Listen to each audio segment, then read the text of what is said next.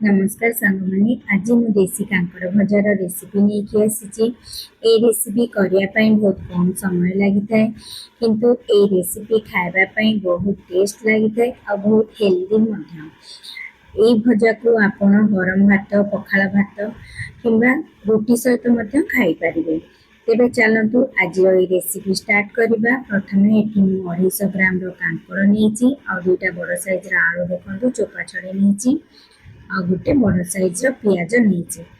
ये सब जिनस को प्रथम पानी देकी सफा करने 2-3 थर कांकड़ आलू को पानी देकी सफा करने देखु। एबे भल भाव धोई नहीं काटी ने देखु। एबे काटी काटला बेले देखो कांकड़ यहाँ जेहेतु छोट साइज कांकड़ देसी कांकड़ा प्रथम फाड़ कर नौपर मझी आउ थे 2 पीस कर देखिपे केमती काटुची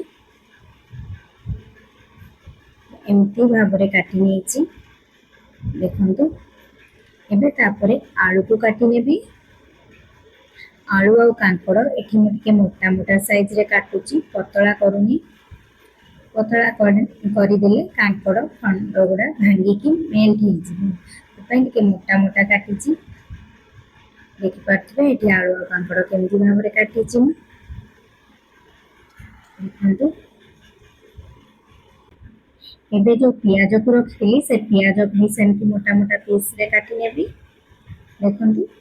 से सबको सब गोटे जगार काटिकी रखी नहीं देखिपे केते सुंदर भाव काटी नहीं।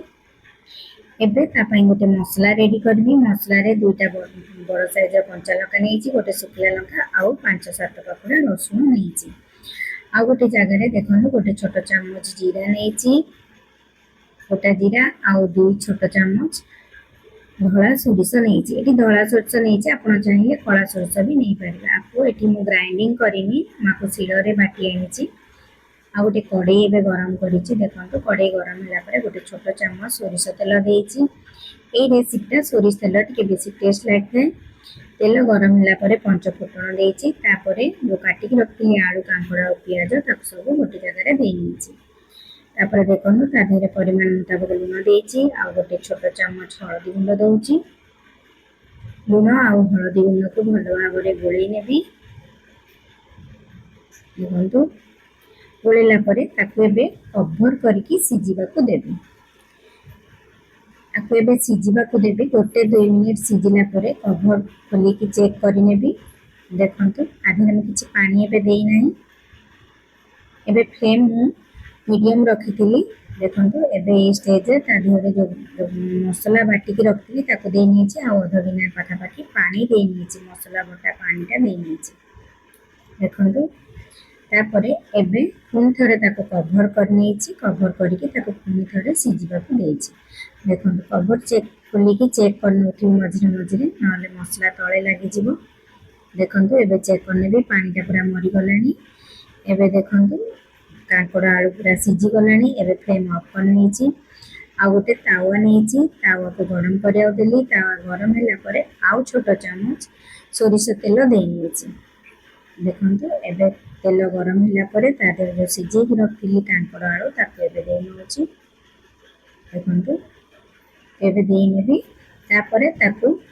एपट सेपट करके भाजी नेबी। ए भजा रेडी होगापाई मिनिमम 5-7 मिनिट भीतर रेडी हो देखु। मुझे तावे भाजुची तावे भाजिले कौन होना ये भजा खंड खंड गुड़ाक जमा भांगनी कि मेल्ट हेनी। कड़े भाजिले टे लेट हे देखो। आउ गोटे छोट चामच ऑयल पुणी ऊपर दे नहीं तेल टे कम लगे भाजापाईका यहाँ आउ तेल लगे आउ तेल दे नहीं। ये आप चाहिए आउ जदि लंका चाहूबे अधिका राग करने तेज आप लंका गुंड भी दे पारे देखु। ये भजा पूरा रेडी हो गला केते बढ़िया कलर चेंज हो देखिपे। एबे गोटे जगह को काढ़ी देखी नौ देखो भजा केते सुंदर देखा जाउची। आपण ए प्रोसीजर थरे एमती देसी कांकड़ भजा करके देखु। आपको केमती लगे मोर रेसिपी मत कमेंट सेक्शन में जनइबे। चैनल जदि नुआ अच्छा चैनल को सब्सक्राइब करने वीडियो भल लगे लाइक शेयर करेंगे। ରହିଲି, ପୁଣି ଆସିବି ଗୋଟେ ନୂଆ ଭିଡ଼ିଓ ନେଇକି। ସେତେ ପର୍ଯ୍ୟନ୍ତ ବିଦାୟ ଦିଅନ୍ତୁ, ନମସ୍କାର।